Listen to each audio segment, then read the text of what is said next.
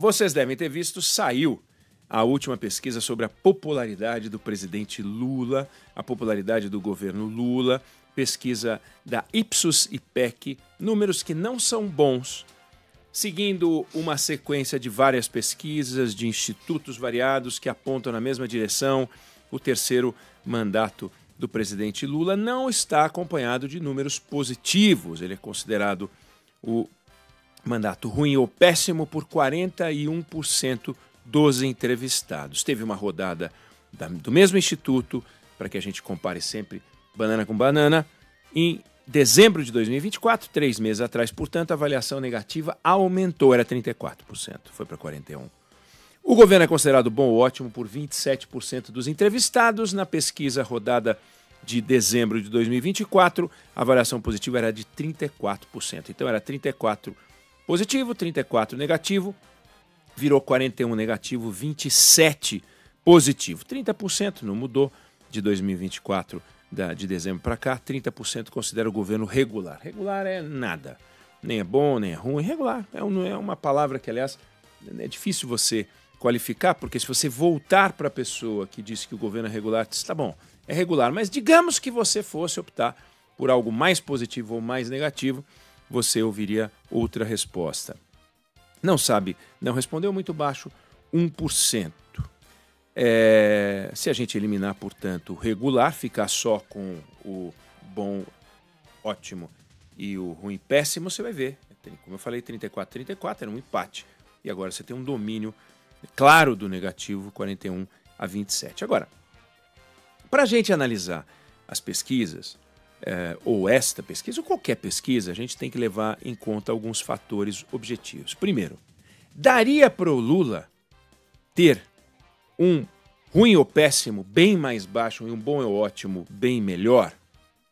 Os entusiastas, aqueles que trabalham com o governo, trabalham para o governo Lula, podem entender que sim, o presidente Lula pode entender que sim, eu poderia, por que não? 60% de bom e ótimo. A Dilma, nessa época do ano, quando digo essa época do ano, é um ano antes da eleição de 2014, que ela venceu, 2013, começo do ano, ela tinha uma quantidade absurda, foi um recorde, beirava os 80% de bom e ótimo e tal.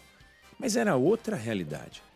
Com o orçamento que ele tem nas mãos, com a realidade econômica que ele tem nas mãos, com as dificuldades do Congresso que ele tem nas mãos, daria para ele fazer o quê? O que ele poderia fazer? Então, é a primeira pergunta. Por exemplo, você imagina, você faz uma prova na escola e você tira 7 ou 6 e volta para casa com uma nota 6 ou 7 em matemática e uma nota 9 em geografia. Aí o teu pai, tua mãe pode dizer, pô, que legal, você foi muito bem em geografia. Aí se descobre que todos os alunos tiraram 10 em geografia. E você tirou 7 e todos os alunos tiraram entre 7 e 8 em matemática. Então a prova de matemática estava mais difícil. Veja, o Bolsonaro, nesta época do ano, março de 2021, ou seja, a eleição foi em 2022, como a eleição será em 2026, véspera do ano eleitoral, 2021, março, o ruim e péssimo do Bolsonaro era 57%, do Lula é 41%. Ele ia amar se tivesse 41%. Ou seja, 13 pontos mais baixo ou mais alto, se você considerar só o bom, o ruim e péssimo.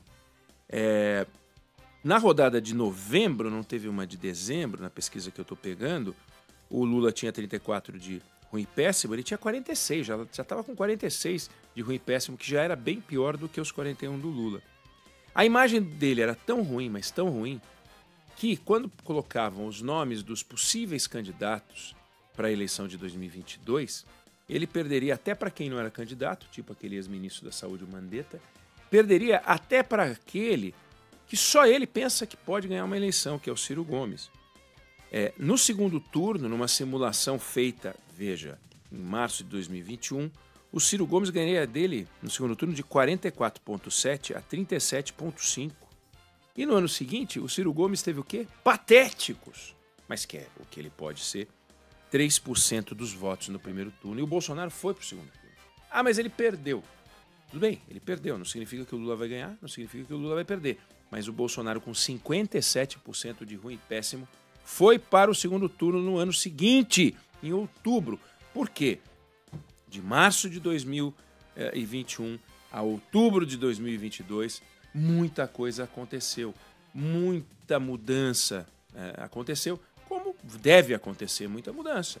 Então, se falava até no ano de 2022 que o Lula poderia ganhar no primeiro turno do Jair Bolsonaro. No primeiro turno. Muita gente achou, muita gente séria, muita gente que entende de pesquisa. Não, olha, a possibilidade de ganhar o primeiro turno é real. O Lula acreditou nisso em algum momento, depois viu que era difícil.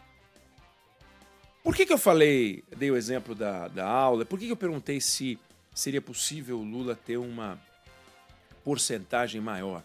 Porque se você for pegar hoje os grandes líderes mundiais, tira o Donald Trump que acabou de entrar. Então ele está naquele saculejo inicial, não dá para avaliar. Mas se você pegar os grandes líderes mundiais hoje, só existe um país, um país relevante. Não estou falando de República Tcheca, não estou falando de países menores. Só tem um país onde o chefe, o líder político, está bombando. Índia, Narendra Modi. 63, 64% de aprovação. Narendra Modi. Só. Mas é só. O resto, todo mundo tá mal. Todo mundo tá mal. Eu não estou passando pano no Lula, não. Estou dizendo o seguinte. O Narendra Modi tem café no bule. E não está enganando. E os governantes estão numa situação muito difícil. O Lula não tem dinheiro, o Lula não tem orçamento, o Lula tem essa realidade de Congresso que a gente falou. E ele, no entanto, faz um discurso como se ele pudesse transformar o país. E ele não pode transformar o país. E como ele não está conseguindo transformar o país, ele está pagando a conta com a reputação. Narendra Modi se tornou primeiro-ministro da Índia em 2014. Se reelegeu em 19, se reelegeu em 2024, ano passado. Ele tem, na Câmara dos Deputados, maioria. Ele tem 289 assentos na Câmara Baixa, quando seria preciso ter 272 votos. Ou seja, ele tem uma margem, uma maioria folgada. Não são todos do partido dele, mas ele construiu uma coalizão que lhe dá maioria. Não tem o mesmo conforto no Senado, onde ele não tem a maioria.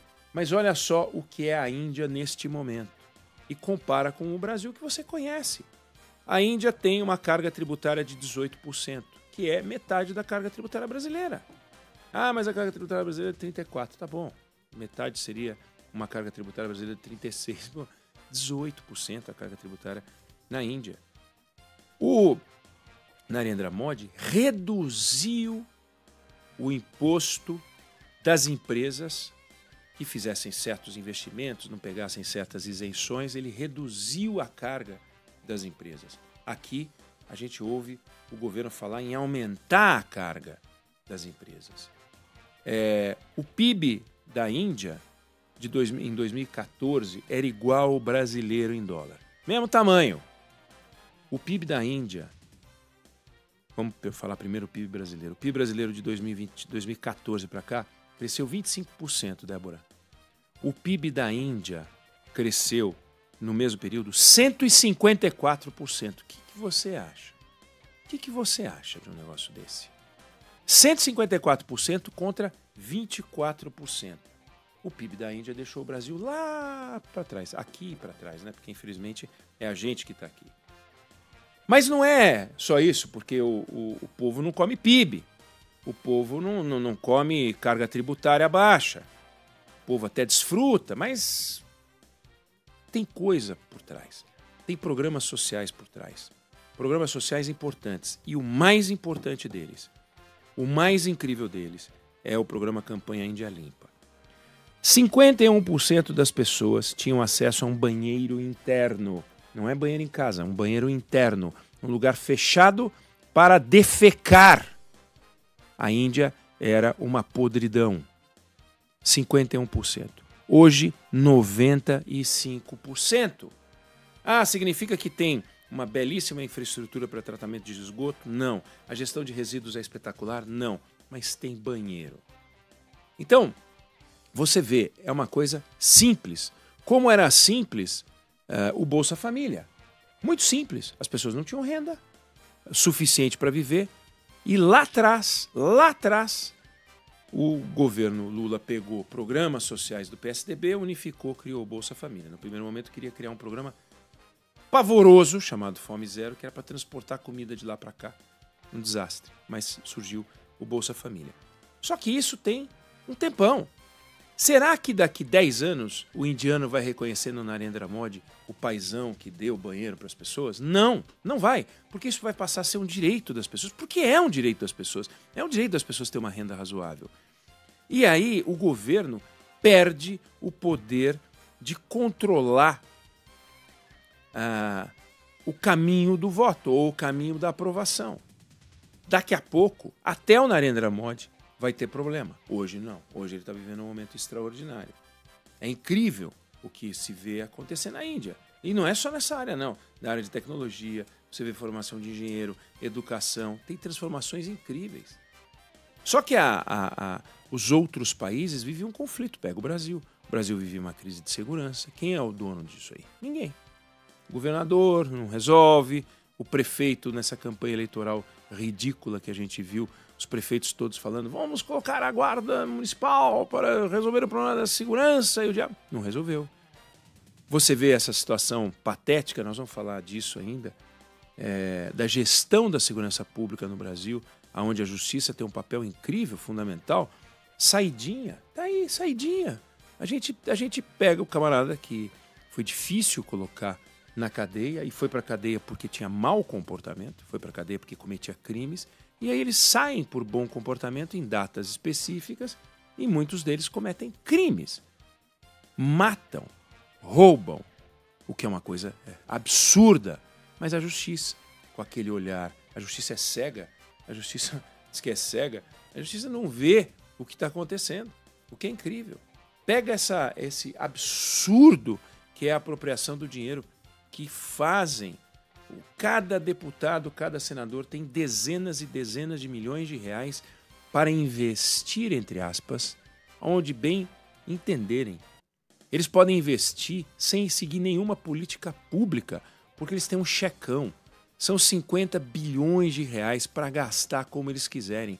50 bilhões de reais é um dinheiro absurdo. Que empresa tem 50 bilhões de reais para investir?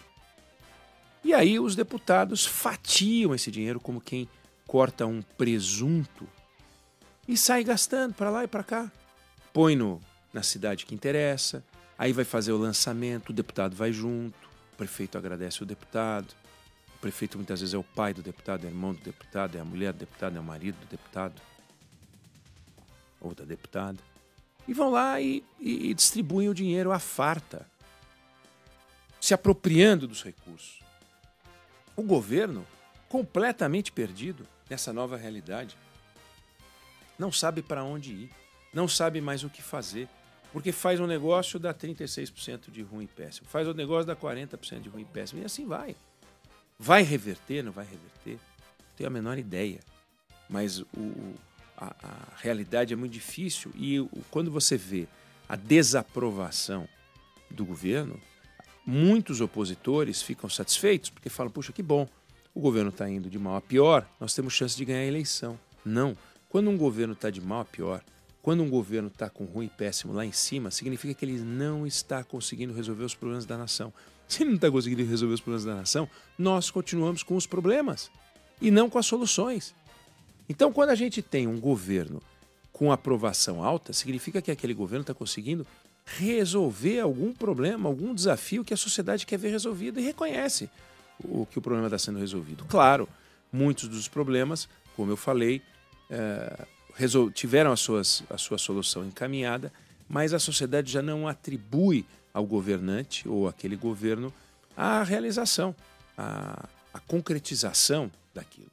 Agora, estão desautorizados porque seriam todos irresponsáveis, ou serão todos irresponsáveis aqueles que tirarem conclusões eleitorais com base nestes números. Pesquisa, gente, e vocês precisam ter muita clareza sobre isso.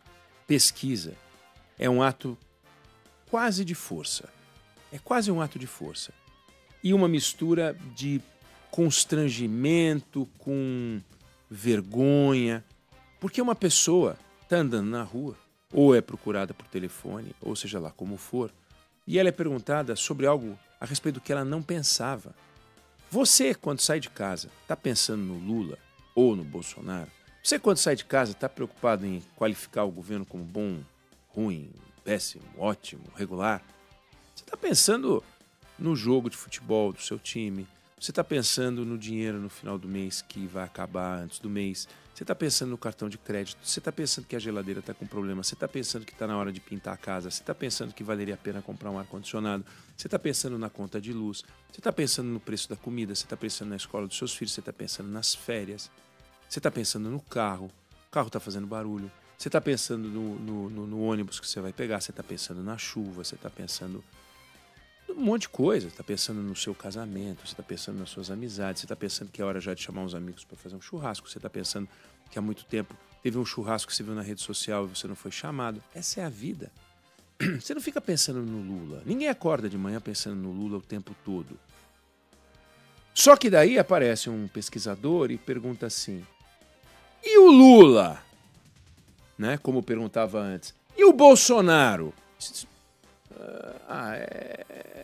É ruim, é bom. Você não é resultado de uma reflexão, fruto de várias conversas que você teve. Não é.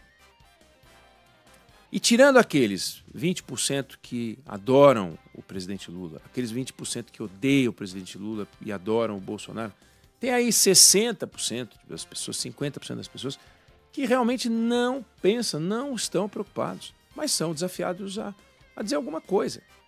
E, como dizem vários estudiosos, se você chegar e perguntar para uma pessoa o que ela pensa sobre física quântica, ela vai responder, Sandro. Vai responder. Por quê? Porque foi perguntado. Qual é a sua opinião sobre as chances do Corinthians ganhar do Palmeiras no Campeonato Paulista? Eu acho que vai dar Corinthians, eu acho que vai dar Palmeiras. Por quê? Eu não estava pensando nisso. Aliás, eu só inventei isso aqui agora. Eu não estava pensando nisso. Meu São Paulo perdeu, acabou pra mim. Vou ver o jogo. Vou gostar mais de ganhar o Corinthians, gostar mais de ganhar o Palmeiras. A Débora Alfano é palmeirense, talvez fique feliz por ela. Ou então eu não quero que ela fique feliz, eu quero que ela venha trabalhar na segunda-feira brava para poder tirar sarro dela, não importa. Mas ainda assim, não é uma questão pra mim. Eu duvido que a Débora Alfano agora, nos últimos 5 minutos, estivesse pensando no Palmeiras. Aí eu pergunto, quem vai ganhar o jogo? Aí ela, que é palmeirense, vai dizer Palmeiras. Mas talvez outro que seja palmeirense diga, puxa vida, eu sou palmeirense, mas acho que vai ganhar o Corinthians. E isso quer dizer o quê? Que ela não vai votar no Palmeiras, que o outro não vai votar no Palmeiras, apesar de achar que o Corinthians vai ganhar o jogo. Não há uma relação de causa e efeito entre o que você diz numa resposta a uma pesquisa e como você vai votar lá na frente, sendo que as decisões de voto são tomadas cada vez mais em cima da hora. Prova disso é, Jair Bolsonaro tinha um ruim péssimo de 57% nesta época do ano, em 2021, e foi para o segundo turno. Ele não perdeu a eleição porque ele tinha 57% de ruim péssimo. Ele perdeu a eleição depois de ter perdido, né? Porque ele perdeu por meio ponto. Então, depois que perdeu, fica fácil dizer, foi por causa da vacina. Foi porque ele falou mal do Supremo, porque ele brigou com todo mundo. Claro, a gente vai procurar as explicações depois que ele perdeu. Mas e se ele ganhasse a eleição? Foi meio ponto aqui ou ali. E se ele ganhasse a eleição? A gente ia dizer, não, ele ganhou a eleição porque ele teve a coragem de enfrentar o Supremo. Ele ganhou a eleição porque ele teve a coragem de manter a posição dele contra a vacina. E olha que loucura. E é assim que as coisas funcionam. Recomendo a leitura de um livro, Tudo é Óbvio Quando Você Sabe a Resposta. É fácil a gente fazer uma avaliação sobre o que aconteceu depois que a gente conhece a resposta, que a gente conhece o desfecho. Antes disso, é muito complicado. Então, esse é o resultado da pesquisa. De concreto, péssima notícia para o governo, péssima. Então lá os Sidônios, as Gleisi, os Lula, os Rui Costa, estão tudo pensando agora, o que a gente faz? Para onde a gente vai? Sabem que perderam margem de manobra. Sabem que perderam o poder de comandar o espetáculo. E, no entanto, tem um grande desafio, que é o desafio eleitoral do ano que vem. Como é que vai ser? Vamos de Lula? Vamos com outro? Vamos tentar? Não vamos tentar? Puxa vida, será que o Lula perde no primeiro turno? A mesma especulação que se fez a respeito do Bolsonaro. E a história mostra que você não pode tirar conclusões com base em números pontuais. Só depois do fato é que a gente pode fazer uma avaliação. Eu não sei se você concorda, eu não sei se você discorda, mas essa é a opinião que eu tenho sobre o assunto.